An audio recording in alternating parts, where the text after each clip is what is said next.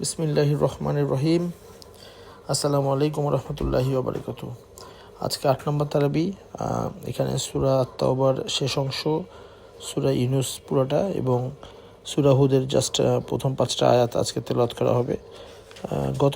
গতকালকে থেকেই তারাবি 7 থেকেই আমরা এক পারা করে তেলাওয়াত শুনতেছি মসজিদে, এবং এখন থেকে সবসময় এক পারাই হবে। সো কন্টেন্ট এখন থেকে কিছুটা কমবে, ডিসকাশন একটু কমবে।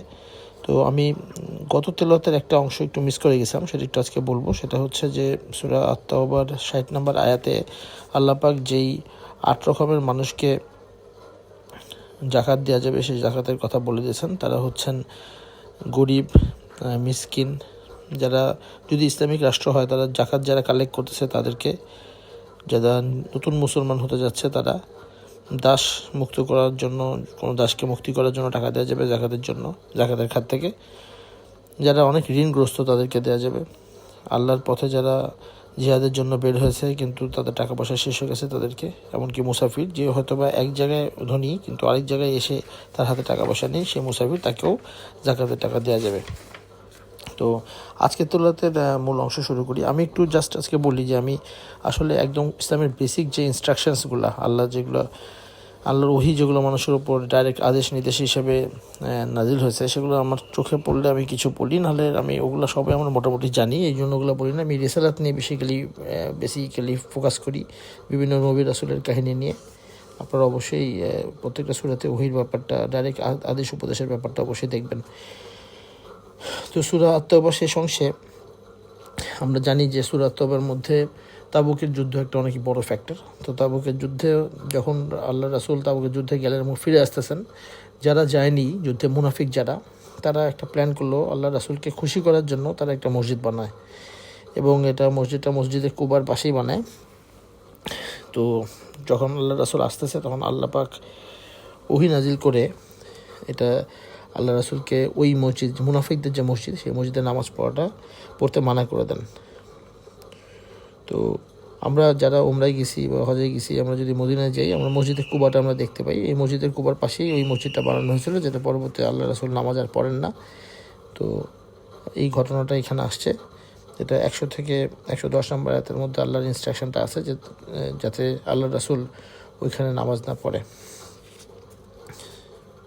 আপনি সেই মসজিদে সালাতের জন্য দাঁড়াবেন না, যা নির্মিত হয়েছে ইসলামের ক্ষতি সাধনের উদ্দেশ্যে, কুফরির জন্য, মুসলিমদের মাঝে বিভেদ সৃষ্টির জন্য এবং একে আল্লাহ এবং তার রাসূলের বিরুদ্ধে ঘাঁটি হিসেবে ব্যবহারের জন্য।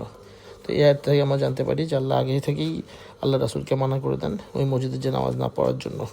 আর এদিকে মুনাফিকরা ওয়েট করতেছিল আল্লাহ রাসূলকে দিয়ে ইমামতি করাবে, কিন্তু আল্লাহ রাসূল সেই ফাঁদে আর পা দেন না, যেহেতু এই ওহীটা আগে নাজিল হয়।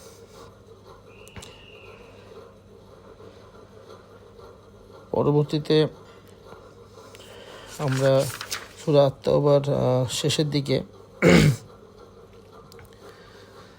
আমরা দেখতে পাই যে আল্লাহ পাক একটা নির্দেশ দিয়েছে যে মুমিনরা সবাই একসাথে কোনো অভিযানে বের হয়ে যাওয়াটা বুদ্ধিমানের কাজ হবে না। কেউ কেউ জ্ঞান অনুশীলন করবে, কেউ কেউ হয়তো বা সমাজের শান্তি নিরাপত্তা রক্ষার জন্য গোত্রের সাথে থাকবে। তো এটা একটা ব্যালেন্স হবে আর কি, যে সবাই একসাথে যুদ্ধে বেরিয়ে যাবে ব্যাপারটা তা না, বা সবাই এক ধরনের অভিযানে সবাই একসাথে বের হয়ে যাবে না, বিভিন্ন জনের বিভিন্ন রেসপন্সিবিলিটি থাকবে। এই জিনিসটা সূরা আত-তাওবার শেষের দিকে বলা আছে। এরপরে যে সূরাটা, সেটা হচ্ছে সূরা ইউনূস। একটা মাক্কি সূরা, এবং এটার মধ্যে ছোট ছোট করে মুসা আলাইহিস সালাম, নূহ আলাইহিস সালাম এবং ইউনূস আলাইহিস সালামের কাহিনী বলা আছে। এবং ইউনূস আলাইহিস সালামের কাহিনী যেহেতু বলা আছে, এর জন্য এই সূরাটার নাম ইউনূস রাখা হয়েছে। তো এই সূরার প্রথম দিকে আমরা যদি দেখি যে আল্লাহ পাক বলতেছে যে মানুষের একটা ফিতরাত বা মানুষের একটা অভ্যাস সম্পর্কে আল্লাহ কোরআনে জানাচ্ছে যে যখন মানুষ বিপদে পড়ে, এটা আপনারা 11 থেকে 20 নম্বর আয়াতের মধ্যে পাবেন। যখন মানুষ বিপদে পড়ে তখন সে আল্লাহকে দিনে রাতে শোয়া বসা অবস্থায় সে ডাকতে থাকে, কিন্তু যেই মোমেন্টে আল্লাহ বিপদটা দূর করে দেয় তখন তাদের ব্যবহারটা এরকম হয় যেন কখনোই আল্লাহকে ডাকে নাই, মানে সে ভুলেই যায়। এটা মানুষের স্বভাব, আল্লাহ বলতেছে। আর যেহেতু এটা মাক্কি সূরা, তো মক্কার জীবনের আল্লাহ রাসূলের কাছে এই কুরাইশরা এবং কাফিররা আসতো, এবং যখনই কোরআনের আয়াত শুনতো যে সেটা তাদের ফেভারে গেলে তারা তাদের জন্য ভালো, কোনো কিছু তাদের ফেভারে না গেলেই তখন আল্লাহ রাসূলকে তারা বলতো যে আপনারা অন্য একটা কোরআন নিয়ে আসেন, এই কোরআনটা মানি না, অন্য একটা কোরআন নিয়ে আসেন। তো আল্লাহ পাক বলতেছে যে অন্য কোনো কোরআন না, এটা কোনো চেঞ্জ হওয়ার মতো কিছু না, এটা আমার কাছ থেকে নাজিল হওয়া। আর আল্লাহ রাসূল খালি এটাকে জানাচ্ছে তোমাদের কাছে, এটা চেঞ্জ হওয়ার মতো কোনো কিছু না। এটাও আমরা 11 থেকে 20 নম্বর আয়াতের শেষের দিকে দেখতে পাবো। আল্লাহ পাক আরও বলতেছেন 21 নম্বর আয়াতে যে সমগ্র মানবজাতি আসলে আগে একটা উম্মতি ছিল, পরে যে এটা চেঞ্জ হয়ে শয়তানের বিভিন্ন কারসাজিতে বিভিন্ন রকম মতভেদ সৃষ্টি হয়েছে, এটাও আমাদেরকে জানানো হচ্ছে। আর পরবর্তীতে 31 থেকে 40 নম্বর আয়াতের মধ্যে কাফিরদের আরেকটা অ্যালিগেশন রাসূলুল্লাহ সাল্লামের উপরে, যে এটা আল্লাহ রাসূল নিজে বানিয়েছে, নিজে লিখেছে কোরআন, আল্লাহর কাছ থেকে আসেনি, আল্লাহ রাসূল এটাকে বানিয়েছে। এই যে তারা যে দাবি করতো, সেটাকে আল্লাহ পাক এভাবে বলতেছে যে তোমরা যদি পারো তাহলে জাস্ট এই কোরআনের একটা সূরার মতো যে কোনো একটা সূরা তোমরা বানিয়ে নিয়ে আসো যদি তোমরা পারো। তো এটা চ্যালেঞ্জ, এবং এই সময় ইনফ্যাক্ট আমি যেটা শুনেছি যে এটা যখন চ্যালেঞ্জটা আসে কোরআনে, এরপরে ওরা অনেক চেষ্টা করেছে যে এরকম কাছাকাছি কিছু করা যায় কিনা, কিন্তু না, কোরআনের যে ভাষা, কোরআনের যে ল্যাঙ্গুয়েজ এবং এটা যেভাবে সূরার যে কনস্ট্রাকশন, সেটা ধারে কাছে কোনোদিন কেউ কোনো কিছু তৈরি করতে পারে না, ওই সময় পারে নাই, এখনও পারবে না, কোনো দিনই হবে না। এরপরে আল্লাহ বলতেছে 41 থেকে 53 মধ্যে এই আয়াতের মধ্যে বলতেছে যে আল্লাহ রাসূলকে আল্লাহ পাক জানাচ্ছেন যে সবাইকে আসলে রাসূলুল্লাহ সাল্লাল্লাহু আলাইহি ওয়াসাল্লাম এই দাওয়াত দিলে যে সবাই ব্যাপারটা শুনবে, ব্যাপারটা তা না। আল্লাহ এক্সাম্পল দিচ্ছে যে আপনি বধিরকে তো আর শোনাতে পারবেন না, আর আপনি অন্ধকেও কখনো পথ দেখাতে পারবেন না। তো এদের মধ্যে অনেক কাফিরই আছে যারা আসলে বধির হয়ে গেছে, বধির বলতে লিটারালি বধির না, তাদের এমন অবস্থা যে রাসূলুল্লাহ সাল্লাল্লাহু আলাইহি ওয়াসাল্লাম 100 বার বললেও তারা শুনবে না, চোখের সামনে আলো দিয়ে পথ দেখাতে গেলেও তারা দেখবে না। তো সেটা এখানে বলা হয়েছে। আল্লাহ পাক আরও বলতেছেন যে কোরআনকে আল্লাহ পাক মানুষ জাতির মুমিনদের হেদায়েতের জন্য, রহমতের জন্য পাঠিয়েছে, এবং এটা কোরআনটা এমন একটা জিনিস, আমাদের অন্তরের যে কোনো ব্যাধি, আমাদের এই যে অন্তরের মধ্যে যে কুপ্রবৃত্তি, এগুলো নিরাময় হিসেবে, মেডিসিন হিসেবে যেন কোরআন আসছে আমাদের কাছে। এরপরে 61 থেকে 70 আয়াতের মধ্যে আল্লাহ বলতেছেন যে আমরা যা করি, আমরা আসমান এবং জমিনের যে কোনো ব্যাপার আল্লাহর কাছে কখনো গোপন থাকে না, এটা আল্লাহ পাক সবসময় জানতে পারেন, এটা আল্লাহ এখানে জানিয়েছেন। এরপরে আসলে নূহ আলাইহিস সালাম, মূসা আলাইহিস সালাম এবং ইউনূস আলাইহিস সালামের কাহিনীটাই বলা হয়েছে।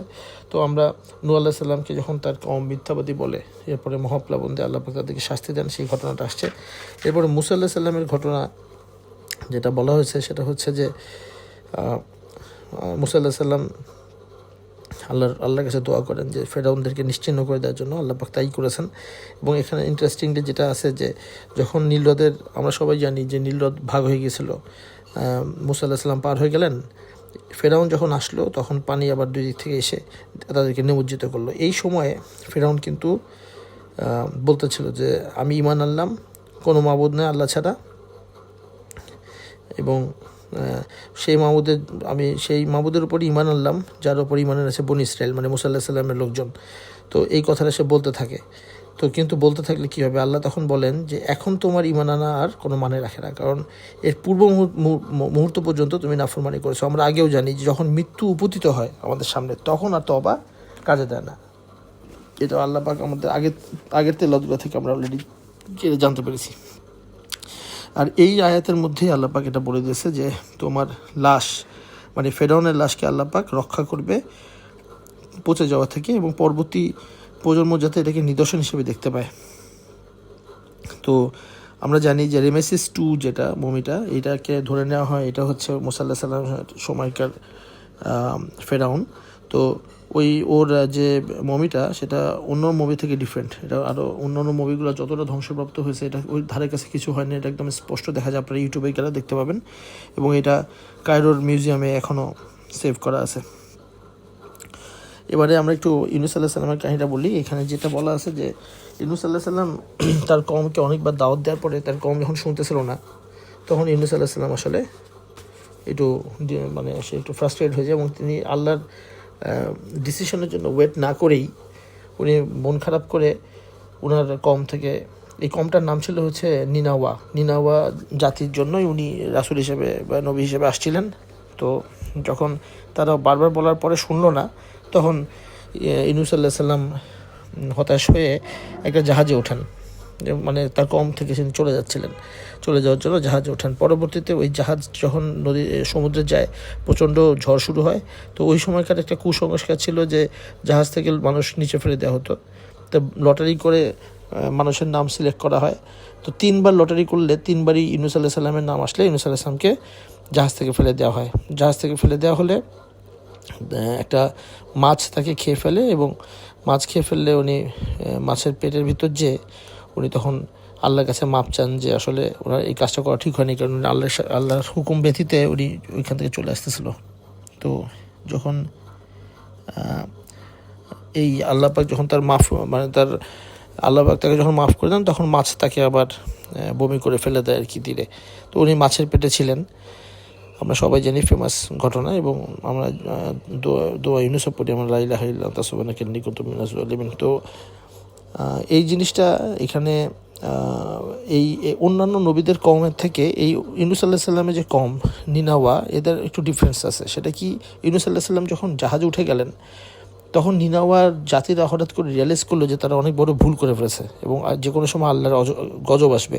আসলে ইউনূস আলাইহিস সালামের আগেও তো অনেক নবী রাসূল আসছেন, এবং তারা তো জানতো যে যখন কম কথা শোনে না এবং নবী যখন তাদের লিভ করে, তখনই কিন্তু একটা গজব আসে। এটা আমরা অন্যান্য নবীর ক্ষেত্রে দেখেছি। তো এই নিনাওয়া জাতটা তখন যেটা করলো, এটা সবাই মিলে একসাথে আল্লাহর কাছে মাপ চাওয়া শুরু করলো। তো তখনও যেহেতু আল্লাহর গজবের হুকুম হয় নাই, এবং তারা সবাই মিলে যখন আল্লাহর কাছে মাপ চাইলো, তখন এই একটা কম আমরা এই পর্যন্ত এক্সেপশনাল দেখলাম, যে এই কমটাকে আল্লাহ পাক মাফ করে দেয়।